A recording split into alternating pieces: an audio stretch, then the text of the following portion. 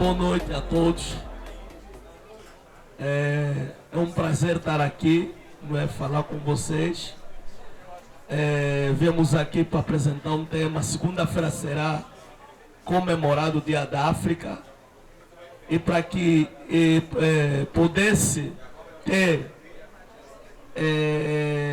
esse Dia da África, foi preciso ter muita luta. Por que é Dia da África? Porque foi nesse dia que foi instituída a criação da Organização de Unidade Africana. É uma organização que até então lutou para a libertação, para a independência de todos os países africanos que na altura encontravam-se sobre dominação colonial. Mas normalmente as pessoas só falam sobre heróis, sobre homens. Não foram só homens que contribuíram, mas as mulheres também tiveram o seu papel importante nessa luta da libertação, da independência dos povos, dos países africanos. Então, com isso, a gente decidiu falar sobre essas mulheres. Fala-se pouco dessas mulheres aqui no Brasil. A gente sabe que existe um apagamento histórico, um apagamento de memórias africanas e memória indígena aqui no Brasil. Então, nós viemos aqui para poder lutar e reconstruir essas memórias. Fala-se pouco dessas mulheres. Fala-se pouco dessas mulheres africanas. Então, para isso, decidimos vir aqui e, nesse dia 23, falar sobre a importância dessas mulheres para a luta desse continente. Elas lutaram, elas fizeram muita coisa, mas a história invisibiliza essas mulheres. Então estamos aqui para poder resgatar o nome dessas mulheres. E para isso, está aqui comigo, que vai falar sobre o papel das mulheres, a nossa irmã que é africana, Neuza, que ela vai se apresentar, vai poder falar. Obrigado.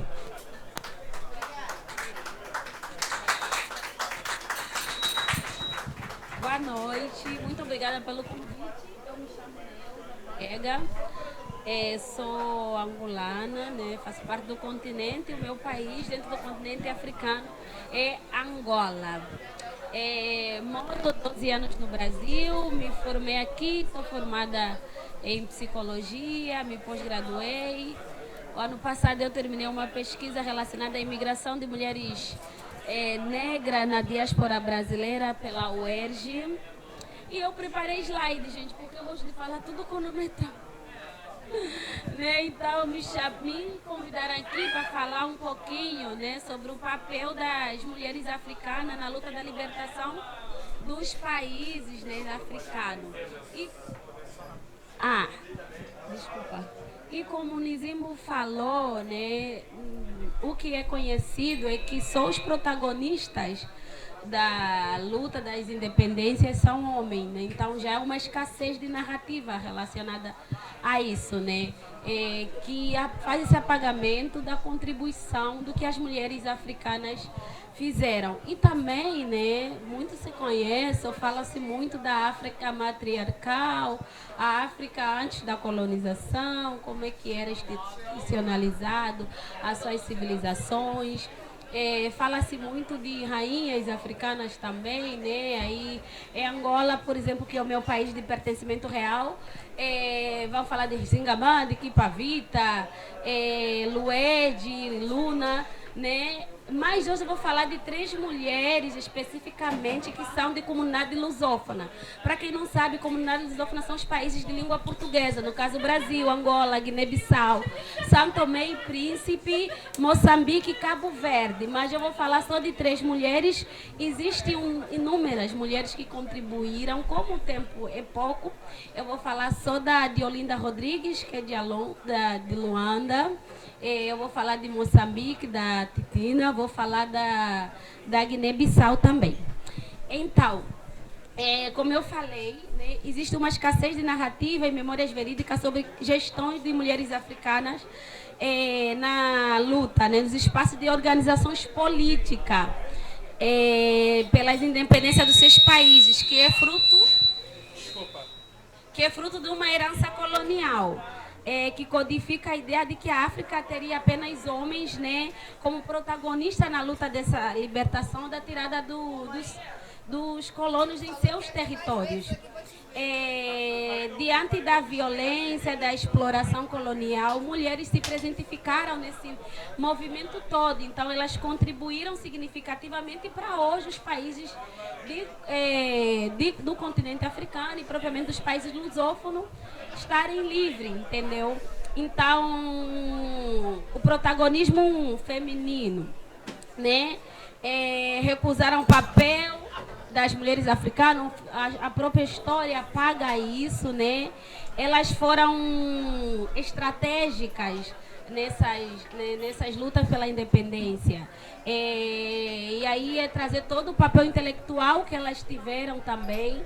Elas tiveram na linha de frente a guerrear e dentro do campo da medicina, né? Tanto da medicina tradicional, de fazer medicamentos tradicionais, mas também na própria área da ciência. Então, toda a contribuição, desde a organização de armamentos, né, elas tiveram presente. Então, sempre é importante a gente fazer esse resgate histórico para a gente contextualizar os dias de hoje, né, como as mulheres negras, africanas, e as mulheres das suas diásporas, que no caso é o Brasil. Elas estiveram na linha de frente, na logística de estratégia, liderança política durante a guerra em seus territórios. Elas combateram com colonizadores europeus, né, no caso de expulsar das suas terras, ao mesmo tempo com o machismo, né, porque se há um apagamento e coloca como no epicentro sou homem, elas estavam lá, né, falando, nós também estamos aqui, nós também estamos lutando, nós também queremos que Angola, Cabo Verde, Moçambique, Nigéria e outros tantos países africanos se tornem independentes. E a nossa contribuição, ou a contribuição das mulheres naquele contexto, foi fundamental para que hoje a gente esteja aqui falar de forma livre. E aí, né, como eu falei que eu vou falar de 3 mulheres, a primeira vai ser a Josina Machel. Josina Machel, ela era moçambicana, né? Ela teve aí fazendo todo esse papel. E eu vou falar também da Titina Sila, que é guinense, e da Diolinda Rodrigues. Então, quem foi a Josina Machel? Ela começa com uma fala muito importante: não se pode libertar uma nação sem libertar mulheres. Ou seja, para a gente entender todo o contexto da criação da sociedade, né, a gente precisa trazer as mulheres, porque quem é o ventre do mundo são elas. Elas é que geram vidas, elas é que dão vida e elas é que emancipam as vidas. Então é importante que, quando se fala de liberdade, precisa se trazer a mulher, colocar ela no epicentro da história. Então ela começa já na luta falando sobre isso, né? Não se pode libertar um povo ou uma nação sem libertar as mulheres. Josina Machel foi uma das principais lideranças da luta pela independência em Moçambique, recusando o papel tradicional imposto pela sociedade já naquela época. Nós estamos falando de 1961, né? Pelas mulheres. Ela juntou-se na linha de frente do Partido de Libertação da Frelimo em Moçambique. Ela ajudou a criar também destacamento feminino, ou seja, a organização de mulheres no país dela, né, para estarem aí a contribuir, combatendo com armas, né, na linha de frente. Além de guerreira, Josina também foi uma defensora de ferramenta pela educação e o cuidado, ou seja, ela queria que as mulheres se emancipassem através do conhecimento, já que ela tinha, né, vamos todas estudar, quando uma vence, né, o discurso que hoje se passa para outra. Então, eu acho que era muita visão dela naquela época já, muito longe, né? Cuidado com as crianças órfãs da guerra, isso é muito importante, né, dentro dos países africanos, porque quando se tem guerra, não, né, se perde irmão, se perde pai. Então, essas crianças, elas precisavam de cuidado. Então, ela pregava isso, que essas crianças, que o Estado desse cuidado, né, ou abrigasse essas crianças que perderam o pai, que foi para lutar pela independência, e muitos dos nossos não conseguiram voltar por conta da guerra que acontecia naquela época em Moçambique. Então, ela tinha todo esse olhar sobre o cuidado de crianças órfãs do país dela. Ela nos ensina que a saúde e a igualdade de um povo depende do protagonismo feminino, ou seja, a gente está aí também contribuindo, né, para que hoje, né, a sociedade ela avança, né?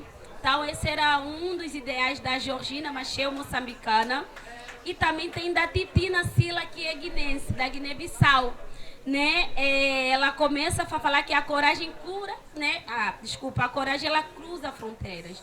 E de verdade, né? Porque acho que a prova disso é eu estou no Brasil já há 12 anos, sendo uma mulher imigrante, né? Então a Titina ela fala, conhecida como a maior símbolo de resistência da Guiné-Bissau. Eu acho que para quem não conhece, né?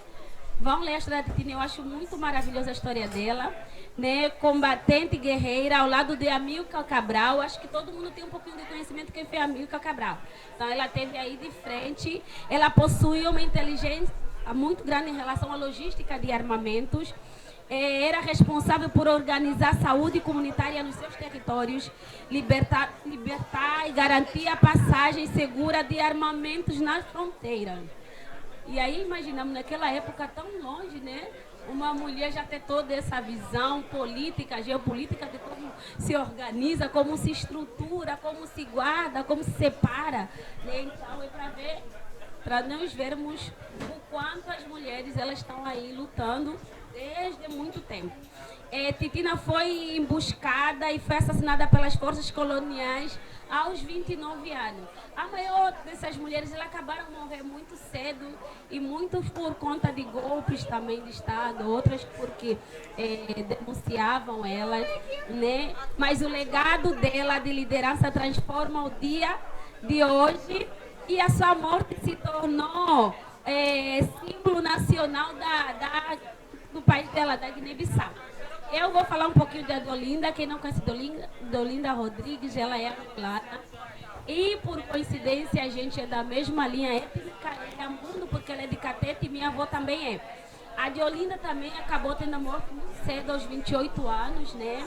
Mas, antes disso, Deolinda Rodrigues, ela também começa a escrever para resistir, porque ela era poeta, ela escrevia, inclusive, eu acho que foi em 30 de maio que ela fez a primeira carta para o Martin Luther King, falando sobre o contexto político que estava em Angola, né?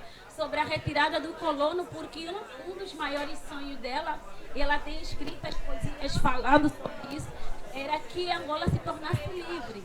Isso em 61, e também ela é conhecida como a mãe de um dos maiores partidos políticos de Angola, que é o MPLA. Ela também foi a pioneira para a organização das mulheres lá, que é a OMA de Angola, né, que esse movimento está até hoje, né, fazendo aí construindo as suas narrativas. Então, ela foi uma das pioneiras, lutando. Aí, Deolinda Rodrigues, ela estudou aqui no Brasil, Curitiba, aos 20 anos. A primeira carta que ela mandou para o King, ela tinha 20 anos. Então, desde cedo, ela já tinha, mas ela também veio de uma família política, porque ela é sobrinha, se não me engano, ou prima do Agostinho Neto, foi o primeiro presidente de Angola. Então, eu acho que desde cedo ela já estava dentro desse contexto político, e isso facilitou, tanto que ela veio aqui, e, se eu não me engano, ela foi batizada com esse nome, né, de Deolinda, porque antes disso ela tinha um nome tradicional. Então, desde cedo ela já estava lá fazendo, contribuindo, e quando ela veio para o Brasil fazer sociologia, né, ela aproveitou para fazer a sua carta. E ela morreu também muito cedo, como eu tivera aos 28 anos. Ela estava indo para o Congo Democrático, se eu não me engano, na época, e ela foi morta, né, muito cedo, né, foi entregada pelos outros, né? E aí a gente acabou perdendo Deolinda muito cedo, mas eu vou ler um pouquinho da história dela.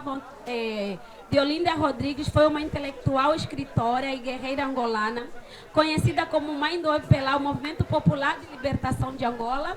Ela utilizava a poesia e o jornalismo para alfabetizar como ferramenta de conscientização política antes mesmo de ir ao campo de batalha. Deolinda compreendia que a opressão colonial tentava apagar a mente e a identidade do seu povo, que é do povo angolano. Sua escrita era um ato de saúde mental coletiva, porque até hoje, se eu, Neuza, tenho acesso ao conhecimento, é porque as mulheres que vieram antes de mim deixaram aí. Então, é importante trazer isso, né? Devolvendo a humanidade e aos passos, a humanidade e a esperança aos seus contemporâneos, que no caso os outros angolanos, né? E aí eu queria, como a gente vai falar isso, entender a ancestralidade como um fundamento político, né? E é pensar logo nessas 3 mulheres, que são mulheres ancestrais, que deixam essa toda linha política para a gente se organizar e se pensar como corpo feminino. Sempre importante sinalizar, né? Psicologia e atuo também numa clínica como psicóloga. Como a psicologia social entenderia isso hoje? Entenderia como enfrentamento de resistência. Eu acho que quase toda mulher africana que chega aqui no Brasil, ela traz isso através da dança, ela traz isso através do perpetuamento das suas línguas originárias antes do português ou do francês como língua secundária, né? Que foram especializadas nos seus países. Ela traz isso através da gastronomia que nos foi ensinada, da dança, da música. Então, é preciso entender que a Diolinda e as outras... Oi.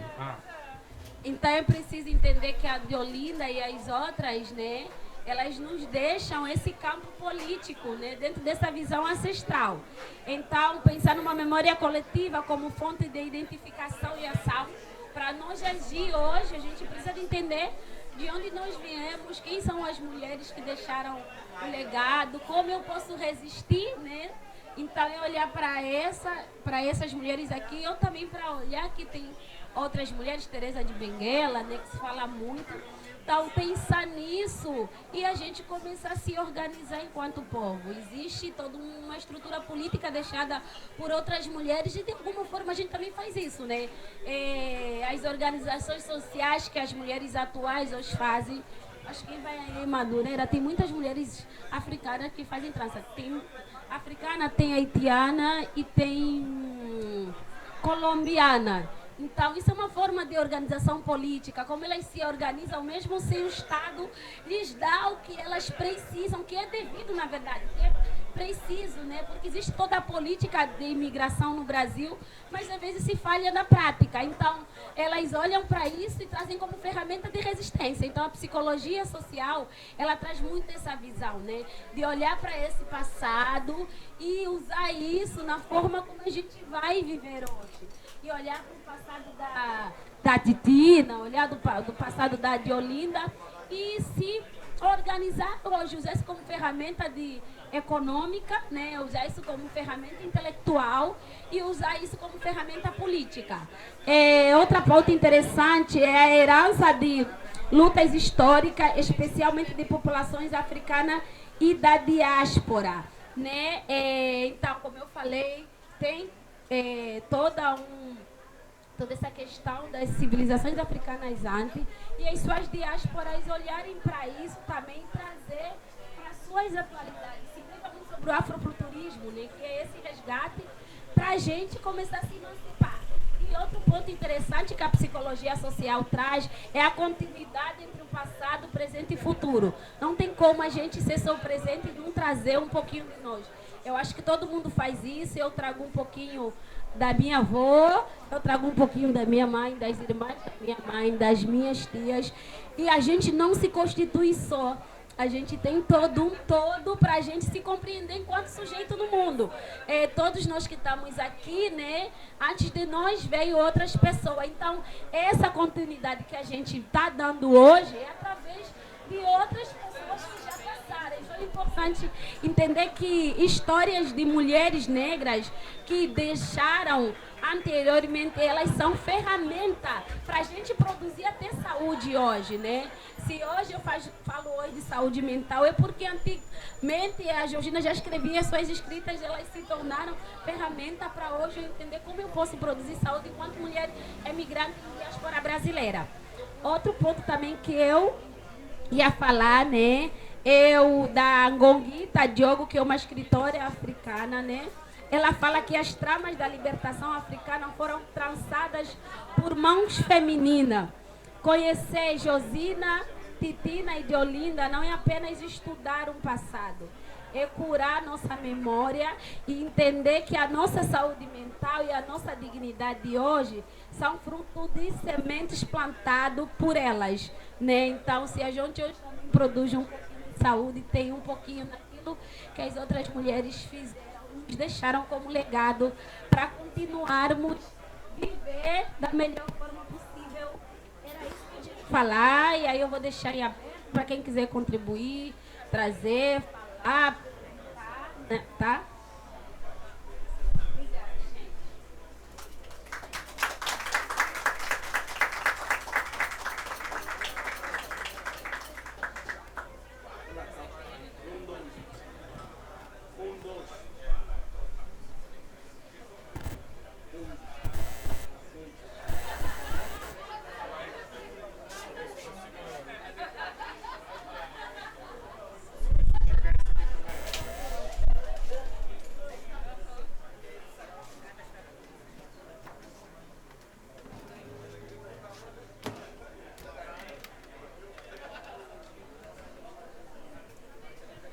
Oi. Vamos ver se esse aqui vai.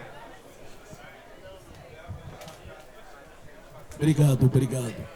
Acabamos de ouvir aqui, não é, a fala da nossa irmã Neuza, ela falou das mulheres, bom aprendizado. Então, agora estamos abertos ao debate, às perguntas e às contribuições que queiram fazer sobre as mulheres, sobre o Dia de África, que vai se comemorar amanhã, aliás, segunda-feira.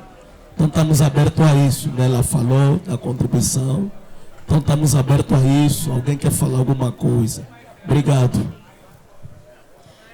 Eu acho que assim, é possível fazer trocas conjuntas, né? Porque eu cheguei aqui, era muito nova, então comecei a me relacionar com um contexto de um campo feminino um pouquinho diferente do meu. Então, eu acho que é entender como caminhos possíveis, o que eu trago, né, de mim e o que eu posso receber daqui, né? Tipo, aqui no Brasil eu encontrei várias narrativas, né, sobre eu ser mulher negra, como ser um corpo de negro no Brasil. Eu acho que eu aprendi a configurar isso com as próprias mulheres brasileiras, né? Porque antes disso eu não tinha tanta fundamentação assim teórica, porque não que não exista, né? Mas eu acho que dentro de países africanos você encontra muito presentificado o colorismo, né? Aqui tem tantas outras políticas, né, ou tantas narrativas relacionadas às mulheres que talvez lá não tenha da mesma forma, mas sempre é possível fazer troca, pegar o que tem daqui e juntar e a gente fazer a trilha conjuntas.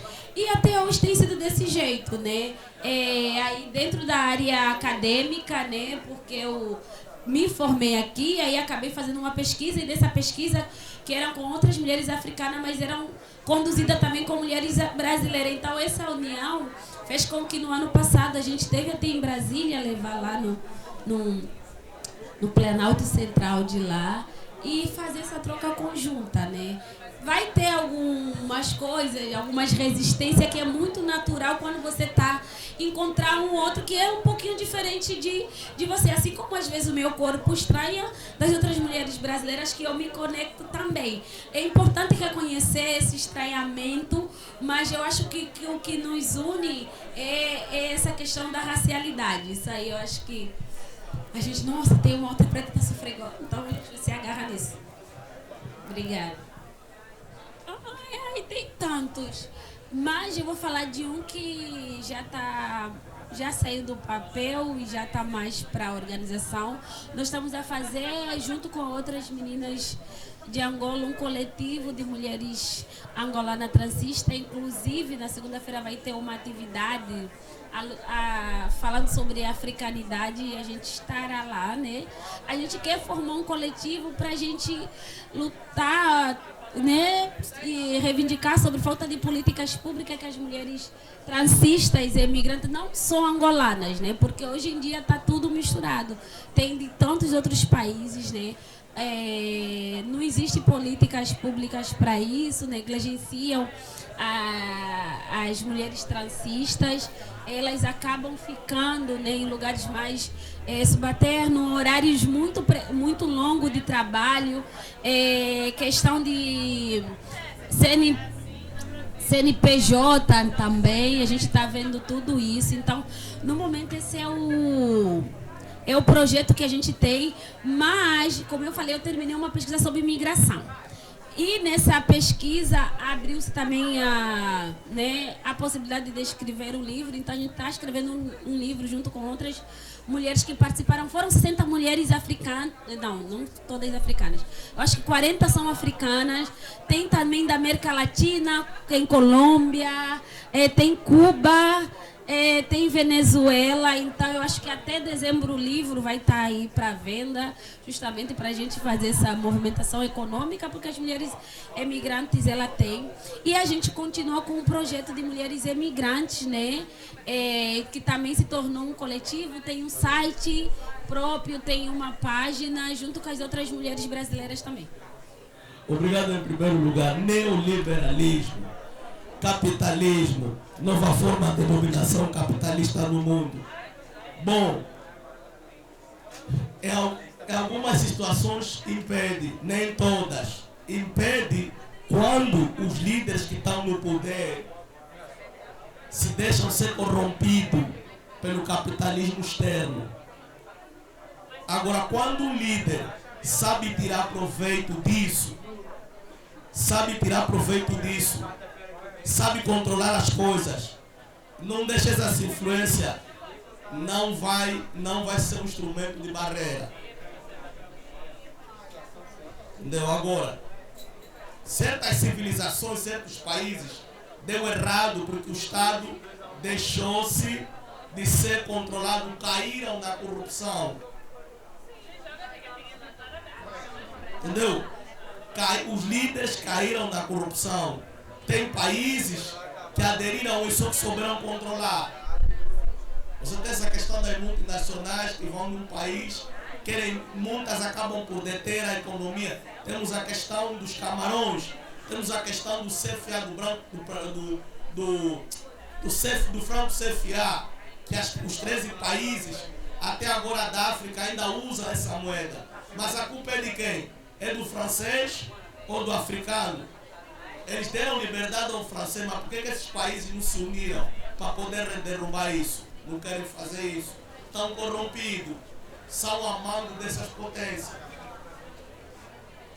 Agora, se esses líderes não se deixarem corromper, mas aproveitarem, não estou dizendo que nenhum país vai dizer não pode ter um investimento. Vamos estar ali nessa linha de investimento. Isso traz emprego ao povo. Se esse governo decidir que não, essa empresa vem aqui, mas tem que trazer uma tecnologia para ajudar o povo, para nos desenvolver. Se isso foi o caso, tá bom, mas há uns que nem isso deixam. O que eles fazem? Vêm aqui, recebem dinheiro e vão embora e não contribuem nada pelo povo. Entendeu? Não sei se fiz responder a pergunta. Eu vejo que o Lula faz muito isso no Brasil. Mais alguma pergunta? Quer falar alguma coisa? Mais alguma coisa?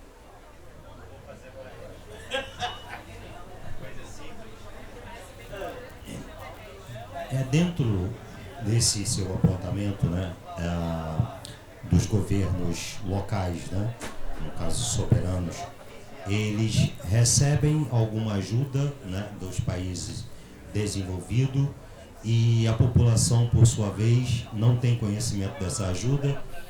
A falta desse conhecimento, a falta do estudo, né, científico de uma nação faz com que essa nação torne-se vítima do seu líder e condena aquele que o ajuda. Obrigado. Quando uma nação não tem conhecimento, ou quando um governo não dá conhecimento do povo, mas é um conhecimento libertador, é um problema, aquela nação fica escrava. E quando fala de questões de ajudas externas, eu tenho cautela, porque já se deu tanta ajuda em países africanos, mas não conseguiram avançar com essas ajudas. Entendeu? Se perguntar, bom, vamos ajudar aqueles países. Já foram ajudados, o que é que eles fizeram? Cadê o dinheiro? Vão receber o dinheiro, vão gastar, vão endividar o país e depois vão pedir de novo o dinheiro. Esse é o problema que se tem. Vão querer culpar, por isso que eu falo, não podemos culpar os outros, temos que culpar nós. Desculpa estar falando isso pela primeira vez. Por isso que eu te respondi. Os governos têm que ter responsabilidade no povo. Tem que trazer uma educação libertadora. Tem que apostar na ciência, no conhecimento libertador. Se não fazer isso, aquele povo está fadado ao erro. Está fadado ao erro. Mas o que é que nós temos visto? Quantos por cento esses países investem na educação? Muito pouco. Eu estava vendo, sobre a Alemanha, apesar que são europeus, que eles começaram a partir da década de 40, 50, com um projeto de uma educação, de uma democracia na educação. Começaram a investir na educação. A Alemanha é o que é hoje, porque ela investe muito na educação e nos professores. Não tem como uma nação não desenvolver se esse governo não investir em pesquisa. O Japão, apesar que dizem que tem, é plano Marshall, alguma coisa que ajudou, mas mesmo assim, eles pegaram na educação, investiram na educação e eles estão onde estão. Não tem recurso, mas tem tecnologia. Obrigado. Então, eu acho que, como eu falei, né? Quando eu cheguei no Brasil, eu era apenas uma mulher africana. Eu sou apenas angolana. Quando você chega no Brasil, tem toda uma narrativa, tem toda a política, tem todo um olhar muito voltado à racialidade. Então, quando você começa a acessar determinados lugares, você começa a encontrar... É como se fosse corpo fixo. Quem fala isso é Fanon, né? Esse corpo de, tipo, você, pessoa negra, você tem que estar assim, aquele estereotipo que criam. Então, eu acho que eu encontrei muito isso aqui no Brasil. E a partir disso que eu comecei a encontrar, aí eu começo a me constituir subjetivamente, né? Não tem como tirar isso de mim. Entendeu? A forma como eu me constituo como ser humano também depende do ambiente que eu estou. Isso influencia muito. E aí, dentro da faculdade, em espaços que você quer ir, você começa a encontrar essa demarcação estereotipada que o Brasil tem sobre como é ser uma mulher negra. Como você tem que ser, como você tem que andar, você precisa estar constantemente em estado de alerta, às vezes, armada, né? Armada que eu falo com esse corpo de tipo, não se mete comigo. Mas isso eu encontrei aqui, né? Mas depois de muitos anos, né, de adaptação, né, entre aspas, porque eu acho que você nunca se adapta totalmente num lugar que não é seu de pertencimento real. Vai ter sempre algumas questões que vão te lembrar, né? E aí, além de você encontrar a questão de ser uma mulher negra, você encontra a questão xenofóbica. A primeira coisa que você fala, eu tô indo no mercado, aí eu só quero fazer compra. Eu falo, eu só quero fazer... Você é de onde? Ah, então isso daqui é diferente. E às vezes vem com um tom de insulto. E aí isso vai te alertar. Eu não sou daqui, entendeu? E aí como você vai se sentir se você está constantemente sendo violentado em formas de brincadeira? Essa semana passada eu só fui comprar um vinho. Eu fui comprar um vinho e o menino começou. Angolana, vai fazer trança. Eu falei no gerente que eu não estava gostando, porque aquilo não era brincadeira e eu soltei comprar o meu vinho. Porque eu acho que todo mundo tem o direito, né? Tem poder aquisitivo, acesso onde você quer. É dentro disso que você começa a aparecer. Como é que eu vou me sentir num lugar que constantemente, de que forma eu vou produzir saúde emocional, se constantemente eu preciso estar em estado de alerta? Porque se eu falo, eu ando com uma roupa que é do meu lugar, vocês ficam tipo, o que é isso? Ai, tá com roupa colorida, ai, ela é angolana. Entendeu? Então, para você se constituir aqui, é um pouquinho complicado, né? Mas como eu falo, são escolhas que eu fiz. Eu é que escolhi ser uma mulher imigrante, né? Eu é que escolhi estar num lugar diferente do meu. Então, mesmo com isso tudo, também tem as coisas boas que você vai encontrar dentro dessa troca que você vai fazer com o Brasil, né?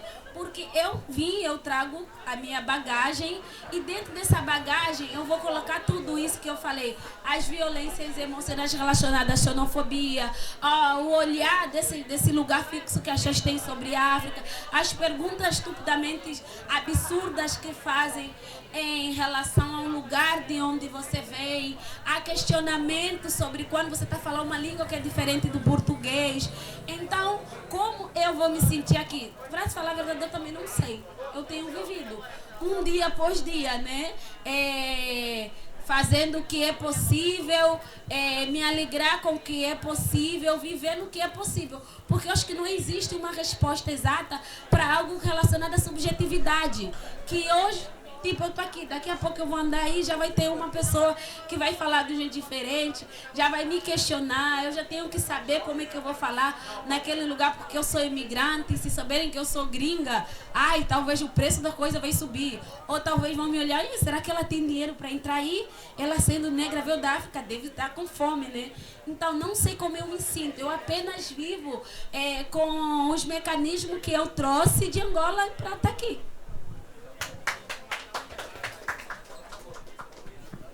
Tem sim, né?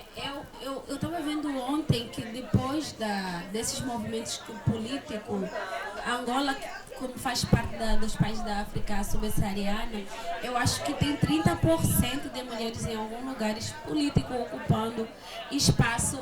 Eu acho que a diáspora brasileira, você encontra isso mais presentificado, porque existe uma discussão que o machismo não é coisa do africano, que foi levado pelos europeus, porque as sociedades africanas elas são sociedades matriarcais, são conduzidas por mulheres, e realmente existe isso, né? Existe sociedades que mulheres são poliândricas, existem os arquipélagos da Guiné-Bissau, que lá as mulheres lideram, os homens dizem, né, que ficam em casa. Tem toda essa discussão de narrativa de cada lugar.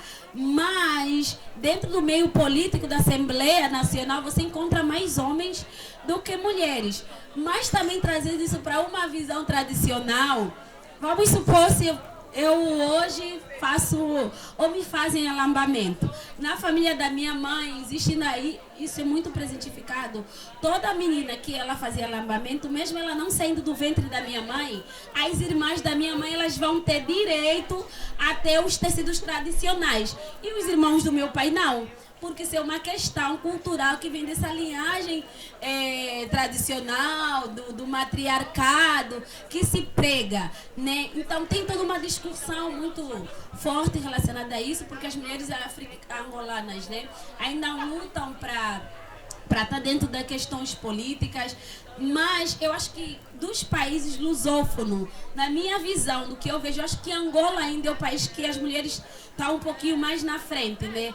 Você encontra hoje, eu estava em Luanda em dezembro, né? Hoje tem um grupo muito grande de mulheres dentro do mercado empresarial privado, tem um grande número de mulheres ocupando espaços, né, na educação, na saúde. A ministra da saúde é uma mulher. Então tem um pouquinho, mas eu acho que comparado com o Brasil, não. Eu acho que o Brasil é o país com mais políticas femininas que eu conheço, né? Tem toda a política feminina para o cuidado, política feminina para a inserção da mulher na educação. Comparado com Angola é muito pouco ainda, mas a gente está lutando. Bom, a ministra da Educação é mulher, A ministra das Finanças, estou a falar da Angola, a ministra das Finanças é mulher, da saúde é mulher, da educação é mulher e a vice-presidente é mulher. A antiga presidente da Assembleia era uma mulher. É claro que quando nós falamos do Brasil e Angola, você tem 200 anos de independência. Angola tem 50 anos, então vocês estão à frente da Angola em muita coisa. A vossa Constituição é mais antiga, a vossa política é mais antiga, as vossas leis, as vossas leis, as vossas lutas são mais antigas do que Angola. 200 anos, temos 50 anos, então estamos a construir, mas já demos um passo importante. É que, assim, às vezes a gente chega aqui e vê uma narrativa que dizem que os africanos são machistas, dizem que o homem africano é machista. Tem toda essa narrativa, isso não é verdade. Nós temos que entender que existem várias formas de viver. Eu não posso dizer que a forma do outro ou do europeu de viver que é a melhor forma. Entendeu? Então existe todo um entendimento, um diálogo que as pessoas convivem na paz, sem problema. Mais ou menos o que eu queria falar.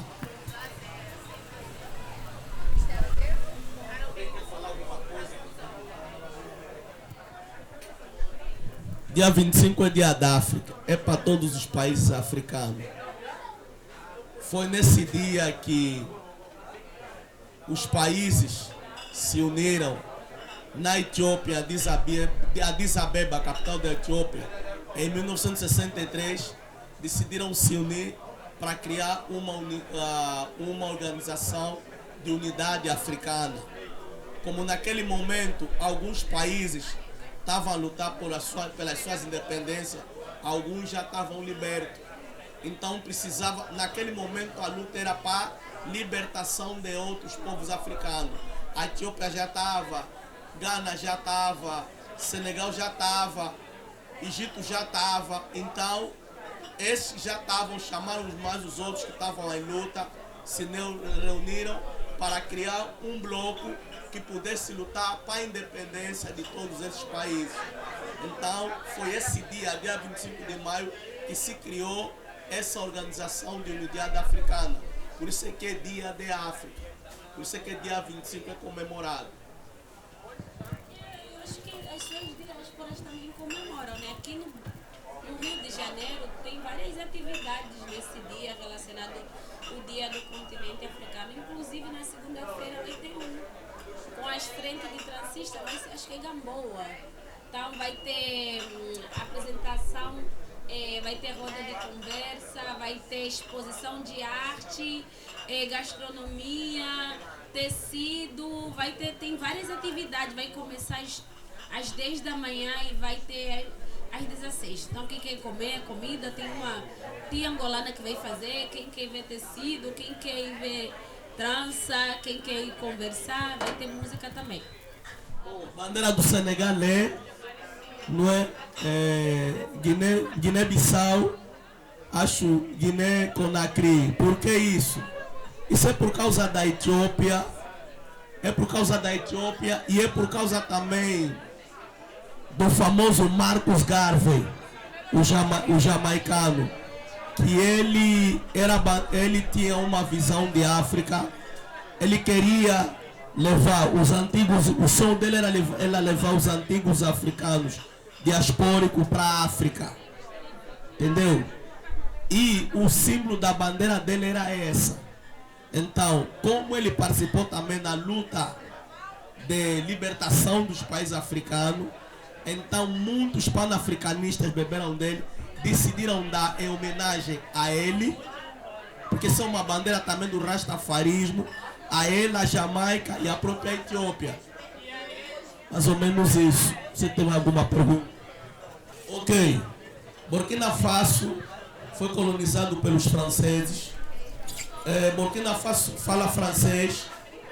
Foi um dos países que a maior parte das colônias dos países franceses começaram a receber a independência a partir da década de 60, 61, 62, 63.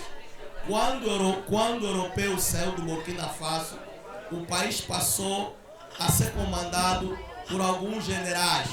E esses generais foram comandados, só que foram dando golpe do Estado. Foram tirando um ao outro.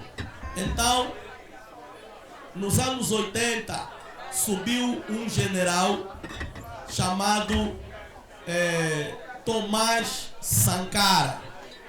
Esse Tomás Sankara, até agora o povo admira, porque ele foi uma pessoa que lutou pela libertação do povo. Foi o cara que mais meteu mulheres nas escolas.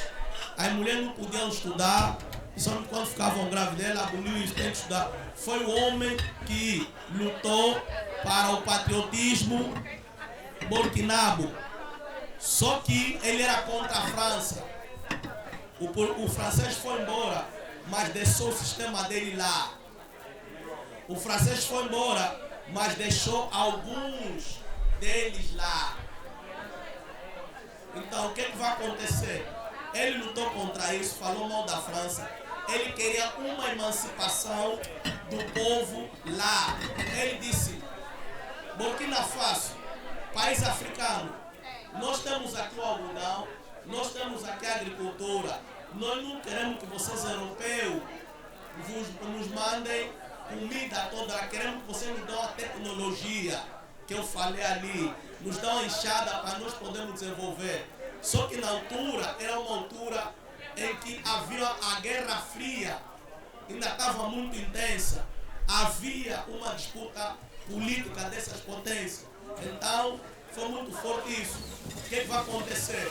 A França usa, incita o antigo, dizem, segundo o amigo dele mais próximo, chamado Blaise Compaoré, para poder dar golpe nele. Porque ele estava para fazer libertação, estava fazendo educação. Ele disse: mas vocês estão a falar, vocês estão a dizer, não, nós vestimos bem. Você Burkina está a dizer, mas a vossa roupa vem da onde? Vocês têm que fazer roupa aqui. Ele tem razão. Estava a exigir tecnologia, é isso que eu te falei que a África precisa. Não precisa toda a vida de darem ajuda. Para quê? Vão corromper, isso não é melhor ajuda. Ele queria isso. Só que lhe deram golpe do Estado num cara chamado Blaise Compaoré, amigo dele próximo. Ele foi gerindo, só que eleições foram dando, ele continuou no poder, só que o povo depois se levantou contra ele e tiraram. Veio dois, esqueci os nomes, foram, mas não estava dando certo. O que acontece no Burkina Faso e a maldição de alguns países africanos?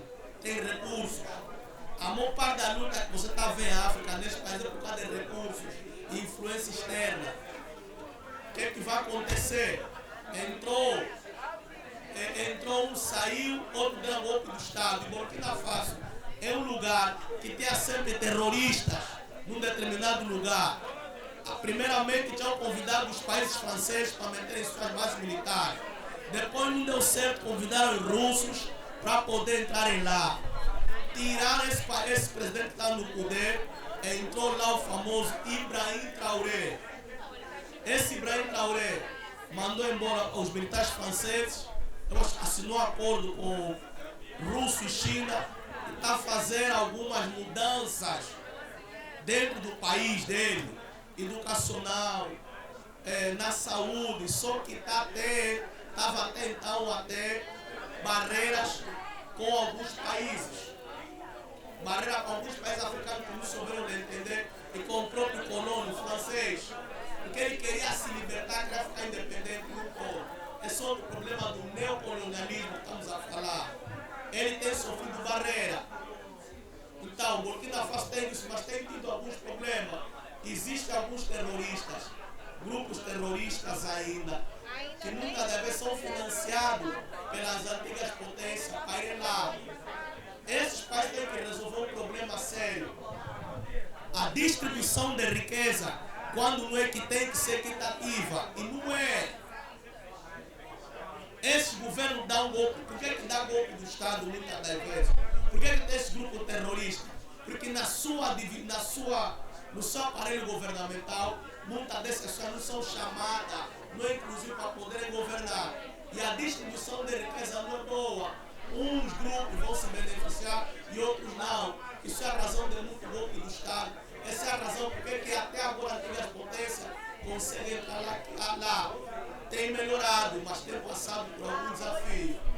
Só aí, obrigado.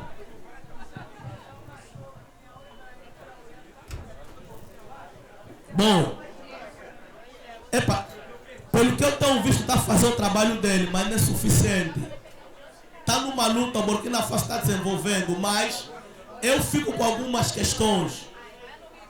Há uma questão, a gente tem que ter cuidado com algumas coisas. Ele ainda não tem eleições, entendeu? Está a organizar. Sim, não sei se é ditadura. A gente tem que, sim, você pode dizer ditadura, mas eu acho tem que se debater, na verdade, sobre esse sistema democrático. Está entendendo? Será que o Brasil precisa de um sistema democrático igual na Europa? Será que a democracia é o melhor sistema para o Brasil, para a África, para alguns lugares? Está entendendo? Então é preciso analisar o contexto e a realidade do povo. Bom, vamos meter democracia no Burkina Faso, tem fome ainda por se resolver. Eu vou ficar triste com ele se ele me dizer que vai ficar no poder 10 anos, 15 anos. Vou ficar triste com ele. Como já fiquei um bocadinho triste. Não é bom ficar muito tempo no poder, porque você criar vício, não vai querer sair por a corrupção. Agora ele está a dizer, não gostei de uma narrativa dele, tudo bem. Vou ver como é que vai ser daqui a 4, 3 anos, que nunca eleições. Isso para mim não me cheirou bem. Mas quero crer que ele está organizando o país para ter. Porque o que acontece em África? Muitos entraram bem.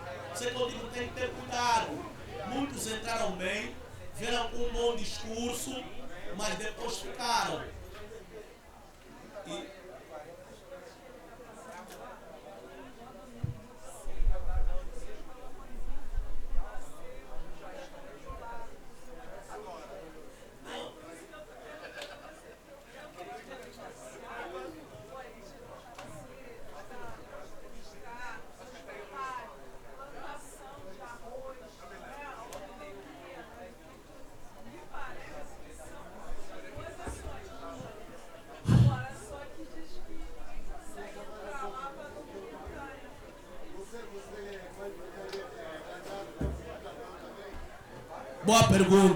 Boa pergunta. Obrigado. Sabe qual foi o problema do Gaddafi? Bom, sabe qual foi o problema? Gaddafi quis unir a África. Gaddafi quis trazer uma moeda para a África. O Ocidente classifica como ditador todo aquele que é contra o sistema dele, vai chamar de ditador. O Bush é um ditador, e aí? Tá entendendo? Agora, a gente tem que ter cuidado com essa narrativa. Tá entendendo? Quer dizer, o ditador é só aquele que é africano, que é sul-americano. O europeu nunca é ditador, o americano nunca é ditador. A gente tem que ter cuidado com essa narrativa. Se a imprensa fala isso, mas a gente tem que ter cuidado. Gaddafi quis unir a África. Só que Gaddafi quis trazer uma ideia religiosa, Islã, a dizer que não, a África só vai dar certo talvez com o Islã, mas ele quis trazer uma ideia de unidade.